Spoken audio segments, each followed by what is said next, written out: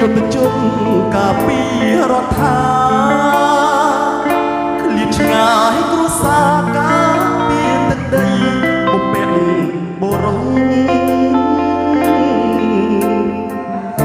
ដាក់ទុនជីវិតស្រវាចំណេះដើម្បីមានទុកប្រទិញសងគុណដល់ដូនតាយើងកម្ពុជាខ្ញុំសូមសច្ចាស្មោះស្ម័គ្ររស់ការពីមានបងជាជីវិតជួបទាំងដី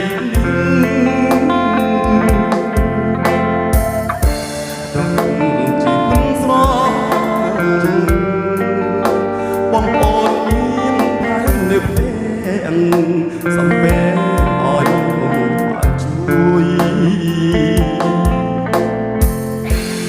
កម្ពុជាជាទី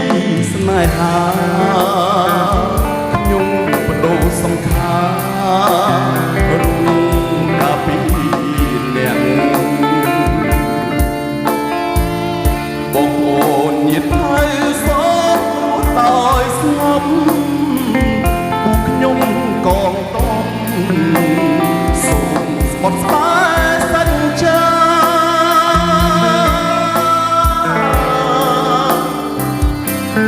រងនេះខាងក្រៅតែកាយរឹងមាំខាងពុតលំដំការពីទឹកដីដែលខណ្ឌសីមាជីវិតមានដាមិនស្ដាយសងឡាសង្ខាររួមការពីជាតិ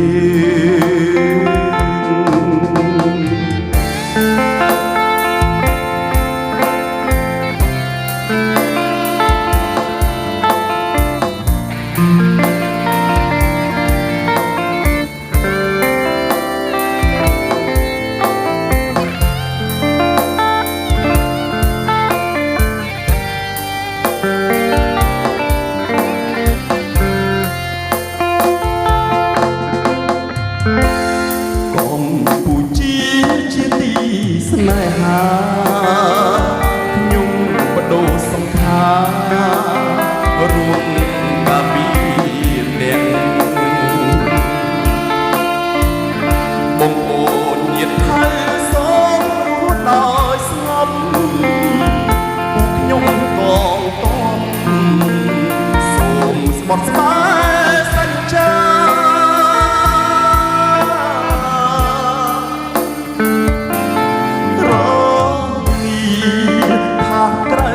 តែកាយរឹងមាំហាត់ពុតលំដំមកជាជីវិតជូនទាំងដីខ្មែរជីវិតជូនជាតិធានជូនគ្រួសារមិនស្ដាយសងឡាសង្ខារ